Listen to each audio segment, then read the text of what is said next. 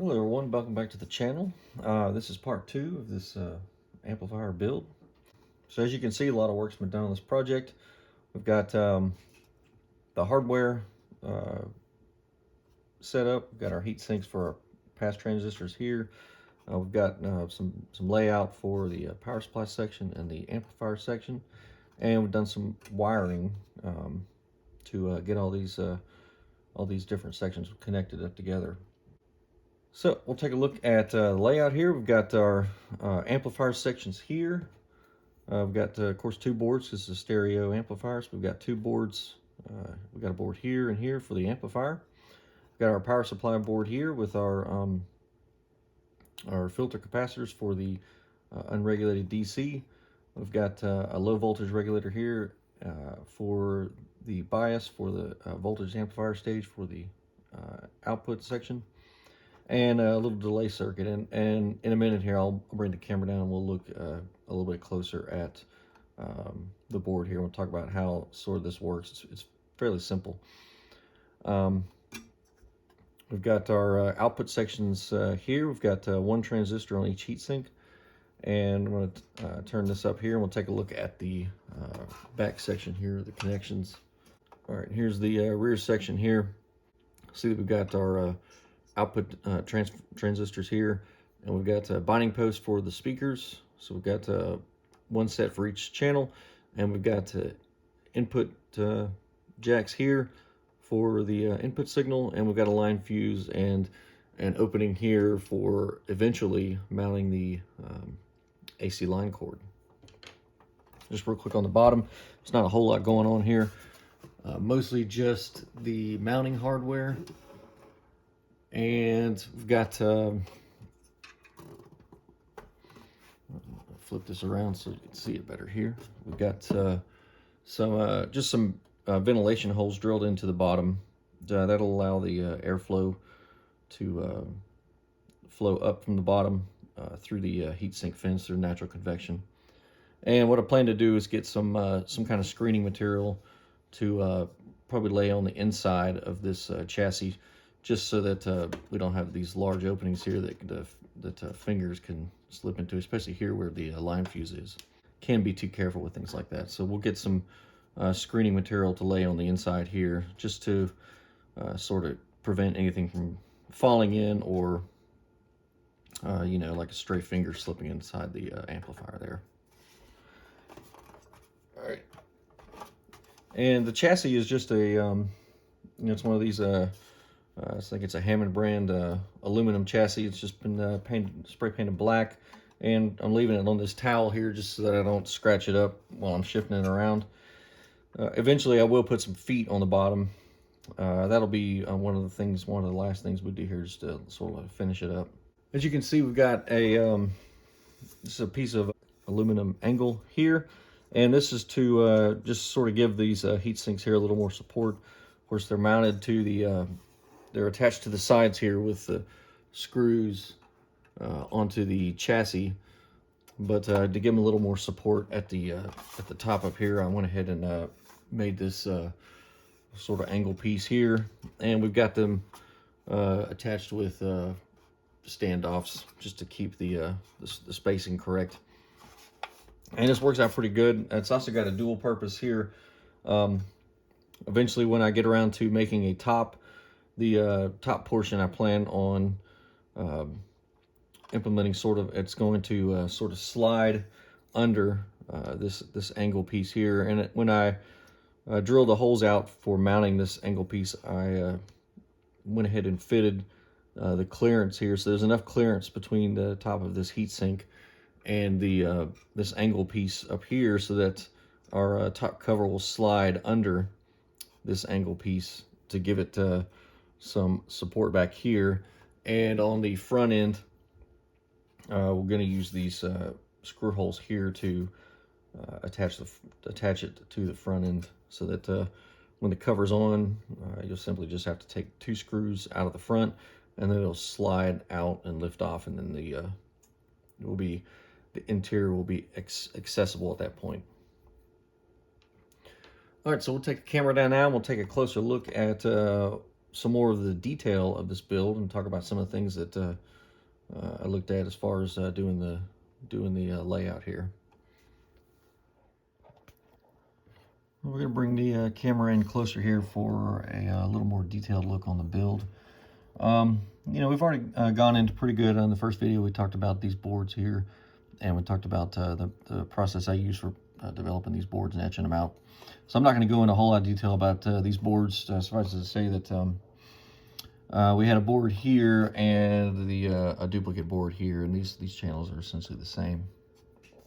This power supply board we talked about, we've got our bulk filter capacitance here. I incorporated fuses for each power supply section, so this will be the higher, the unregulated DC voltage here. It's going to be about 83 volts DC, and there's one fuse for each amplifier section, so that you know, if any of these develop any kind of problem, they'll blow their respective line fuse there to protect the power supply further up. We've also got a line fuse here. This is a common line fuse for both of these amplifier sections here. So this is our low voltage regulated DC voltage here. That's for the voltage amplifier section of each amplifier channel. And this produces 27 volts DC, and it's regulated by a pass transistor and just a simple Zener circuit here. And then it's current boosted by a pass transistor so that we get sufficient current flow. Now this also, I say this is a bias voltage, but this is also the power to the relay here. So it does get a little bit of current draw here. This relay draws about 45 milliamps when it's picked up. And each of these VA sections for the audio draw about 5 to 7 milliamps, so not a whole lot of current draw from the amplifier section, but the relay does draw a fair amount of current, so needed to use some sort of current amplification there for that supply. And the rest of the circuit here is just a simple time delay. This is an LM555 timer. It's set up to delay on power up. So initially, when we power the amplifier section up, this timer's output will be low, and after a time delay of about 10 to 12 seconds, it will go high and allow this relay to close in. And the relay function here is really just a soft start delay. So what it does initially on power up, we know that this bulk capacitance will be discharged. We've got a bleeder resistor here, which is this 10 kilo ohm 2-watt resistor here. This is our bleeder to ensure these capacitors discharge over time when the amp is powered down. So, with these capacitors being discharged, when we initially apply power, there's going to be a pretty substantial inrush of current to charge these capacitors up. So what this relay does is it gives us a soft start for this power supply. So initially, when we apply power, the capacitors will charge through this resistor here, which is a 75 ohm 5-watt resistor. And this is just to limit the inrush current for these capacitors. And after a delay, this relay will close in and it bypasses this inrush limiting resistor here and allows full current flow to our amplifier section. So what this means initially for the amplifiers, when we power it on, there's going to be a little bit of a delay there, and the output, the unregulated DC voltage is still available to the amplifier section, albeit at it's going to be current limited through this inrush resistor. So we're not going to have full output capability from the amplifier initially. Like I said, after that short delay, this inrush limiting resistor is bypassed by our relay here, and then we'll have a full capability from the power supply. You'll notice here that we've got two wiring harness sections that are not connected and a couple of standoffs. So what's going to be incorporated here is going to be our speaker protection. And what that's going to look like is there's a board that's going to sit centered here over both of our amplifier sections. These wires will feed up through that board through a just a rubber grommet, and then it will attach to the connection points on that board for our speaker protection. I'm gonna look at that probably in we'll look at that board here in a little bit here, and we'll kind of go through how that section works. Our pass transistors are mounted here. We talked about this sort of this bracket here that we made, and you can kind of see there's a little bit of gap, and we talked about that gap there for the top cover. As you can see, we've got thermal cutout switches mounted to our heat sinks here, and those are just mounted for thermal protection here on the outputs. If the heat sinks get too warm, these thermal switches will open up, and the way that's going to interrupt the speakers is I'm using that in conjunction with the speaker protection board, so that if one of these will be wired in series, so if either one of these thermal cutouts open up, it will simply interrupt power to the speaker protection relay, opening the relay and isolating the speakers. So essentially removing the load from the output, and that will allow these heat sinks to cool off. Got down here at the bottom, we've got you can see that we've got these 3 holes here, one for each channel. What these are is these are our thermal bias diodes, and I'll show you how those are wired up here in a minute when we look at some of the schematics there on paper. Our back section we already looked at here. We've just got the other two pass transistors here.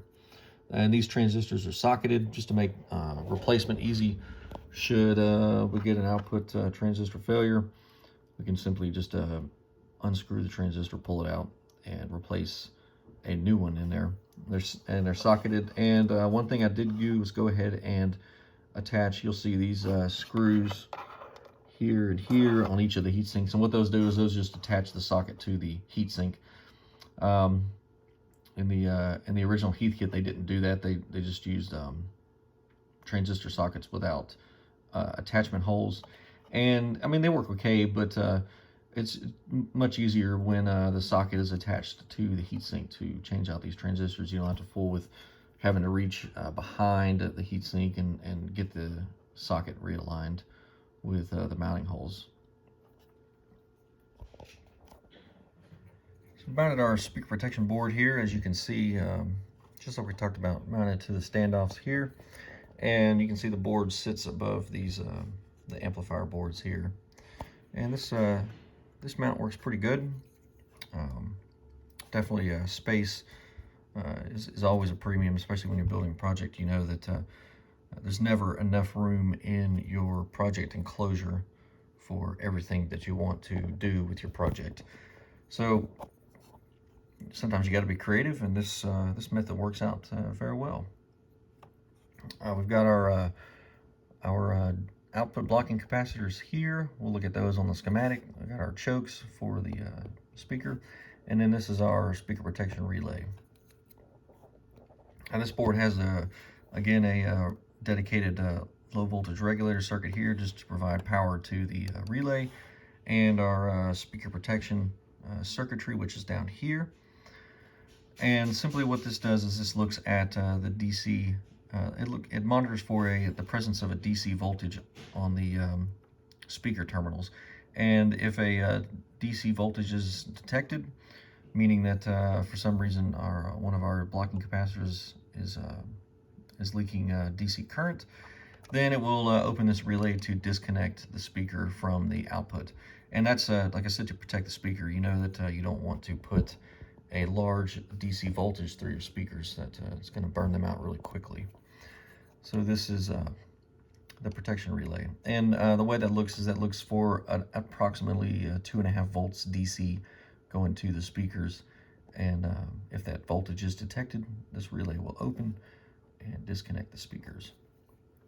We're going to connect these leads here we looked at. We're going to connect to the terminals that are mounted around the feed-through holes here at various points.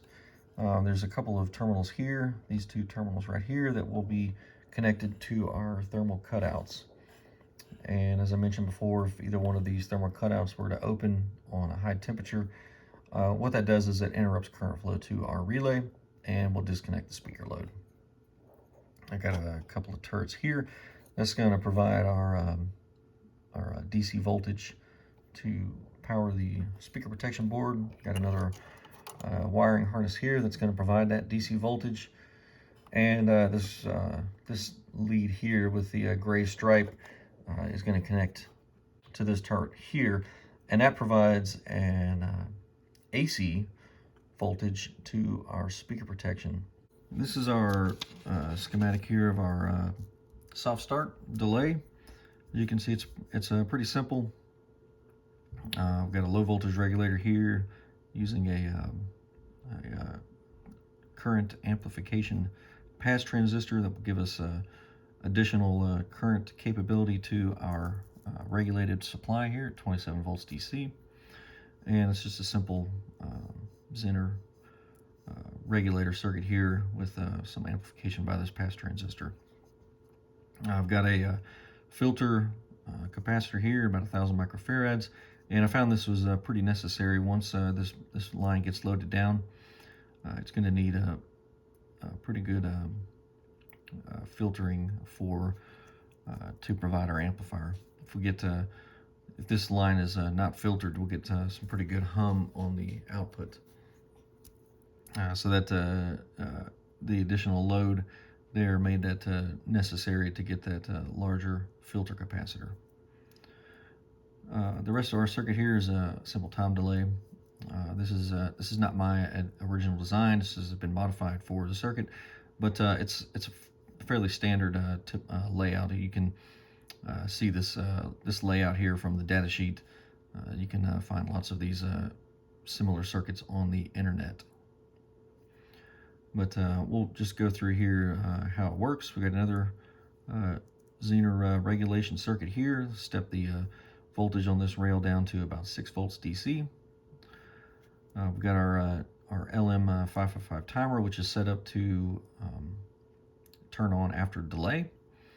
Our delay network here, capacitor and resistor. And then we've got a transistor here to drive our soft start relay.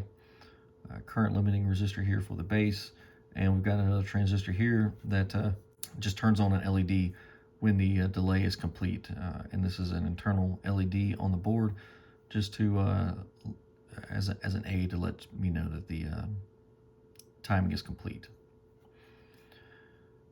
This relay here is a 24 volt DC relay, so we've got it powered from our regulated rail here.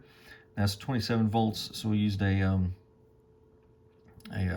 current dropping resistor here just to get our voltage a little bit closer to 24 volts for the relay so that the coil isn't going to overheat.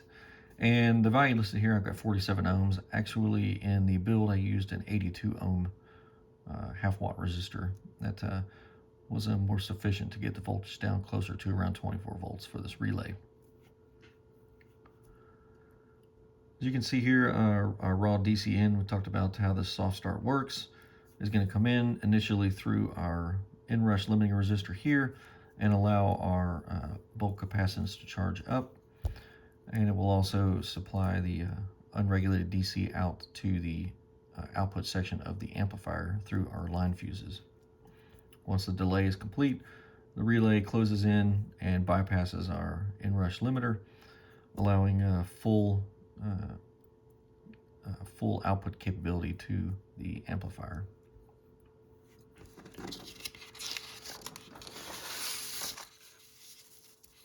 All right, here's our board layout. We looked at this already in the amp, but as you can see, we got our major components: our bulk filter capacitance, relays, line fuses, our regulation transistor for the low voltage section, and all of our support circuitry here.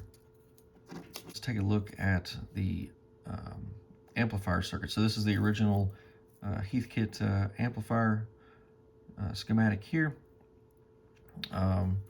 We've got our output transistors here, and we looked at the on the heat sinks. We've got these diodes here. So in the original Heathkit, they used diodes in metal can packages, and these are 1N3754 diodes.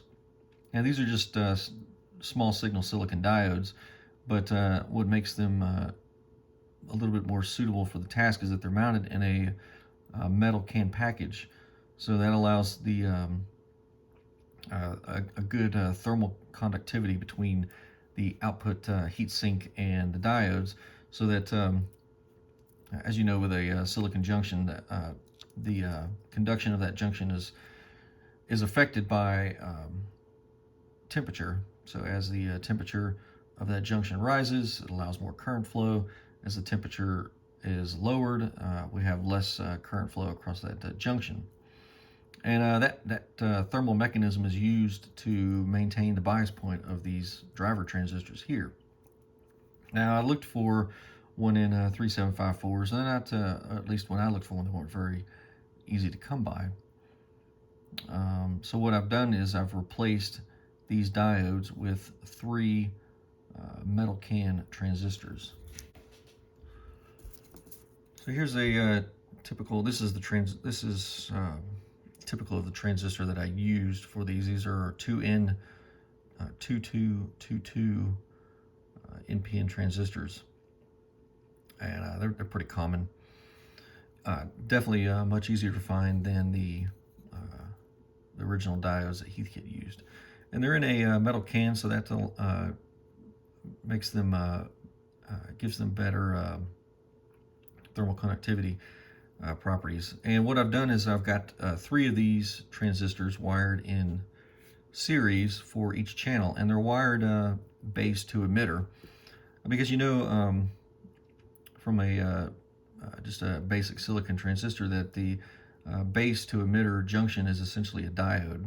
And when you forward bias that diode, you put for an NPN transistor, you put a positive potential in the base, and the emitter would be at a lower potential than the base. That would forward bias that junction. And if you provide enough current, then you would get current flow from the collector to emitter of that transistor. We're not using the collector in these transistors, simply interested in the diode junction base to emitter, and specifically the thermal response of that base to emitter junction. And so that's what we've done. I've got just 3 of these transistors that wired in series, base to emitter, and using the base as connected here to the what would be the anode, and the emitter would be the cathode connection here.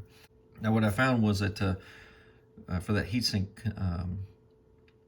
mounting here is we drilled a 3/16 inch hole, and that hole was just open enough to allow the transistor body to slide in, but still make pretty good contact with the transistor itself. It's almost just the perfect size for putting these transistors in, and mounted them to a small piece of just perf board that I cut out to size similar to this. Just cut a small section out, have the 3 transistors mounted in series, and then attach them to the heatsink with just a 1/4 inch aluminum standoff, so that when they fit in. Now, when you do this, and I'm not going to take it out because it's quite an ordeal to get that out, but what I found was that the best way to do this is when you are going to set up your board here, is go ahead and fit your transistor into your board like I have, but don't solder it in yet. And what I did was I mounted this. Of course, it mounts like this because it mounts to the back of the heatsink. And then slide your transistor body in to the hole in the heatsink so that the full transistor body is mounted into the heatsink. And it will rest on this little ledge right here of the transistor body. And that'll stop it from going anymore. And then at that point, once you get all three of your transistors in, then you can make your solder connections here so that it's essentially sized up so that the full transistor body is in the heatsink, and that will give the maximum amount of thermal connection to our transistor.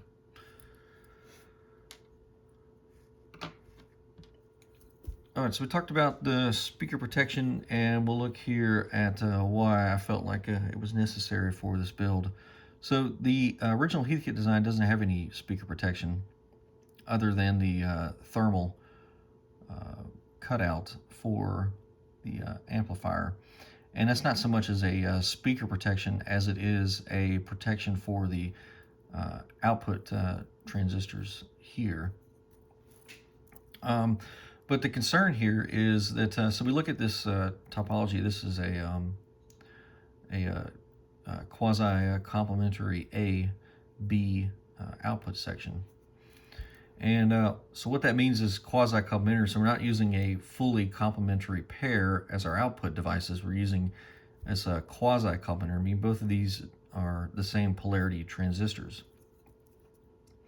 In a fully complementary output pair, you would have an NPN and a PNP complementary pair, so that when there is a zero signal at the output, it's at the crossover point of that amplifier, the voltage on the output would be ideally at 0 volts. In a quasi-complementary pair, since we're using NPN devices, we can't. We're not going to have that zero crossing point on the output naturally. We have to create that, and that's what this output capacitor does here. Is it's going to block the DC at this point here. So at this point here, when we have zero output signal, the voltage at our output of the amplifier is half of our supply voltage. So we've got 83 volts on our supply, and at zero signal, we're going to have half of that. So approximately 41, 42 volts DC at our output. Now, this is not a problem so long as we can block that DC so that we don't allow the AC to pass, and that's what our output network does here. We've got our output capacitor, and that's going to block our DC so that only the AC portion of our output signal is allowed to pass through. So we've got 42 volts DC here approximately, and we're going to have 0 volts DC on the output. But if this capacitor here is the only thing that's protecting our speakers from overload, if we just connected our speaker here to the output terminal and we applied 42 volts DC across our 8 ohm speaker, we're going to destroy that speaker. That the speaker is not rated for that the current flow that provided by 42 volts DC through an 8 ohm load. It's rated for an AC output to prevent so that we don't have excessive heating. That heating through that current flow is going to heat up our speaker coil and damage it if it doesn't just destroy the winding in the process. So either way, we don't want to destroy our speakers, so we've got an output capacitor here that creates our zero DC voltage potential here when we have no signal coming in through from the output of the amplifier. So this capacitor here is important because it blocks that DC to protect our speakers from overload, allows the speakers to work with this amplifier configuration. But like I mentioned, if this capacitor were to fail, or over time were to age and allow some DC leakage current, then we could have a DC potential at our speakers, which could cause damage. And that's what our speaker protection circuit does. It simply monitors for the presence of a DC potential at our speaker terminal, and if that potential is detected, it's going to open a relay that will disconnect the speakers from the output of the amplifier, and it won't allow them to reconnect until that DC potential is removed.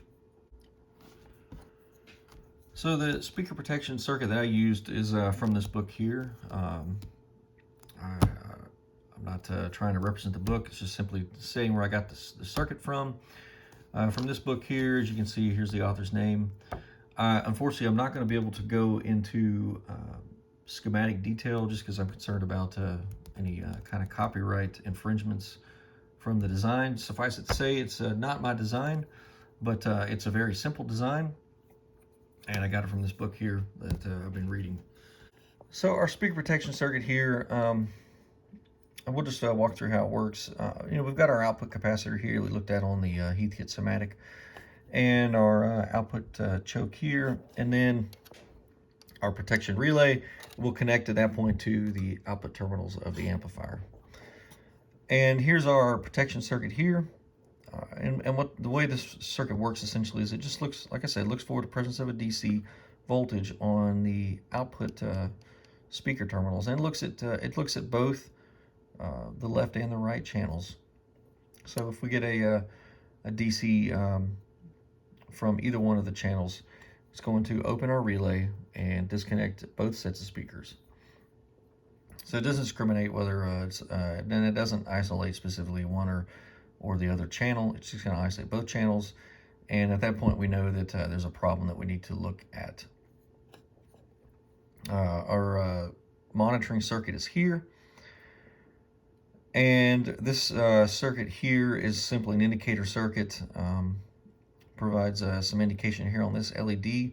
I thought about bringing this out to the front panel, but I decided not to, just because I have other ideas for indications on the front panel that I want to use, and I don't want to clutter the front of the amplifier up with too many indications. Like I said, this is just it's just an audio amplifier. It's not any kind of test equipment that we need a whole lot of controls on the front panel for. So I just left the indicator here. The indicator is going to, this LED will flash when the speaker protection is active, and if no fault is detected, the LED will go solid to let us know that the protection circuit is active and found no fault. If it does open up on a voltage fault, it will begin flashing, and it will continue to flash until that fault is corrected. So before we close out the video, let's take a look at one thing that I wanted to talk about here in this section, and let's talk about, and that is the grounding of our different sections. We've got a lot of sections in our amplifier. We've got a lot of modules. We've got a power supply module. We've got a speaker protection module. We've got two amplifier sections because this is a stereo amplifier. And ultimately, when I complete the project, we'll have an input section with that will be another separate module. And important to keep in mind when you're working with any kind of electronics, doing a layout, is good grounding. If you get when you put your wire up your project, whatever it is, and this doesn't just apply to amplifiers, this could apply to any kind of electronic, especially anything that I mean specifically in the audio realm, because poor grounding can lead to hum on your output speakers, which for most people is undesirable.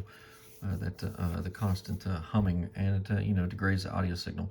But this can apply to other aspects of electronics too, because you get poor grounding connections, poor grounding design can make your circuit oscillate. It can cause the fluctuations in voltage levels and whatnot through your circuit. So it's just something to keep in mind. And I'm not an electrical engineer by any means, but just some things that I've sort of picked up along the way as I've been doing these layouts.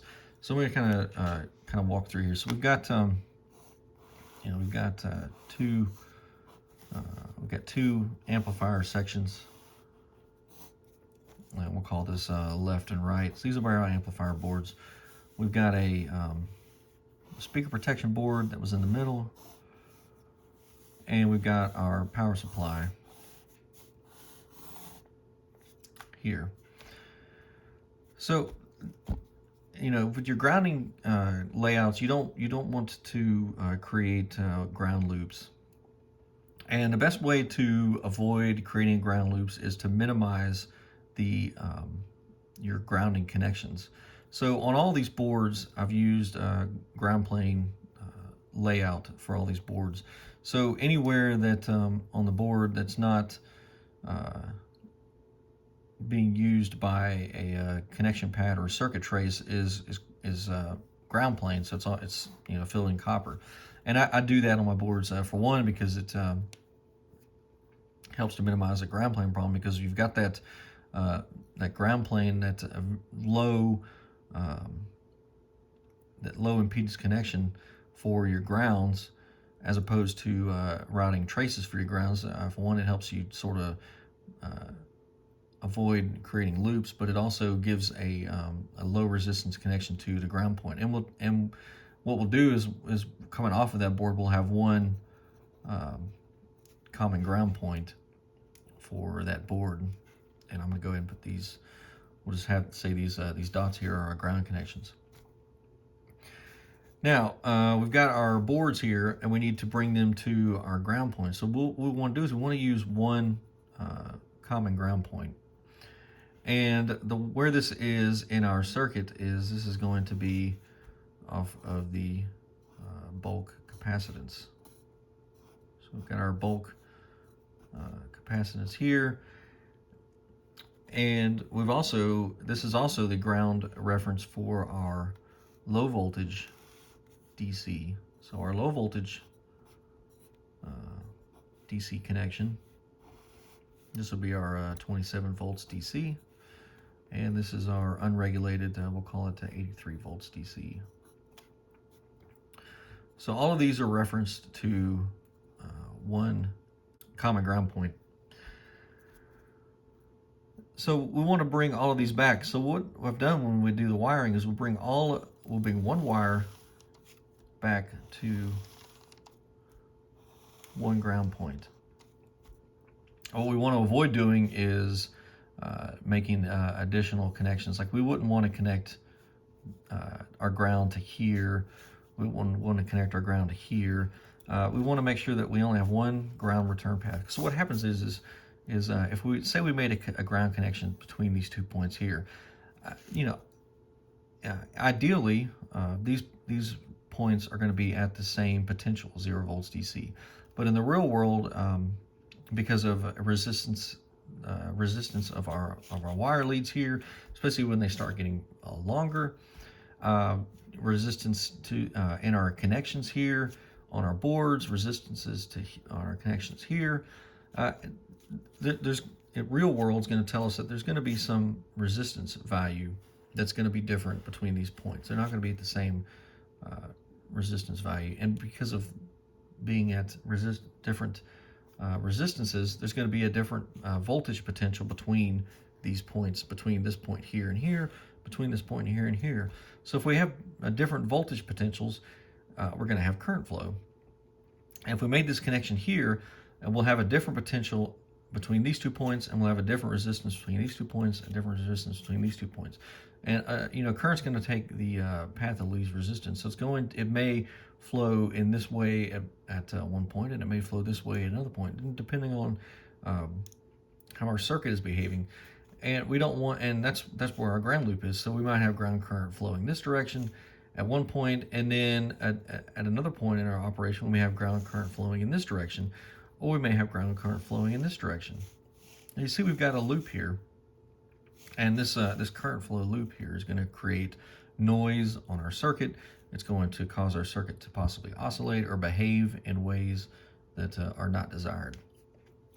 So to keep in mind when you're putting together a project, especially one that's going to have multiple portions, multiple subsections, good grounding is always something you want to keep in mind. And it's something that you have to, when you're doing your design, is you have to design this aspect into your design. So it's something you gotta think about ahead of time during the design phase.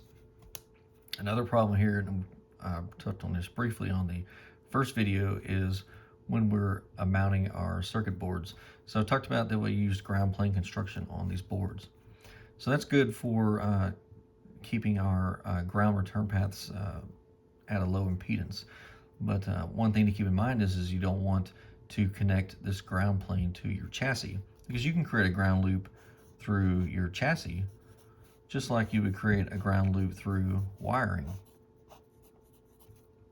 So if I mounted these boards with metal standoffs, which are conductive, if I didn't make sure I left out adequate clearance for our standoff, then we're going to attach this ground plane to our chassis. Now, if I do that for each of these boards and I connect the ground plane to the chassis, well, then we just created ground loops through our chassis.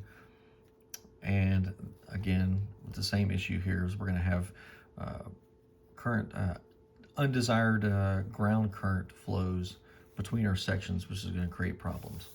So, especially when you talk about building amplifiers, you always hear, or you may hear a reference to star ground, and that's what this is here. This is our star ground point. And your star ground point should always be at your DC return point to our power supply. So coming off of here is our bridge rectifier, our negative of our bridge rectifier. And that's going to be our star grounding point here. So I've removed the speaker protection board here just so we can look at the groundings we talked about. So we've got, our amplifier boards. Here's our ground return lead here. Our amplifier board here, we've got our ground return lead here. And they're all going to return back to this point here. So that so this would be our common return for our ground leads here. And of course, this is on a ground plane. And we talked about that already. Make sure that when we made our connections to our chassis for mounting the boards, that we left clearance on this ground plane here. So there's no electrical connection between the ground plane on these boards and our metal chassis here. And it's the same way on the speaker protection board as well. Our speaker protection ground is also returned back to this point down here. All right, I hope you enjoyed the video. Be at least one more video in this series here when we complete this amplifier build. Next section, the next video, hopefully is going to focus on our front end section, which is going to go here. That's going to be our input section. And I'm going to develop some sort of circuit to detect the presence of an audio signal that will turn on this amplifier. So the amplifier is not running, not idling when no, when the TV's off. So we'll have an input section here that's going to look for the presence of an audio input, meaning the TV's been turned on, and then it would turn on the amplifier section here. So, the input section will draw some idle current, but it's going to draw less idle current than our audio amplifier section here. So we'll look forward to that video coming up here in the future once I get a good design completed. And then we'll wrap this project up. Thanks for watching. I hope this video was helpful for you in some way. If you have any comments, feel free to leave a comment, and we will catch you next time.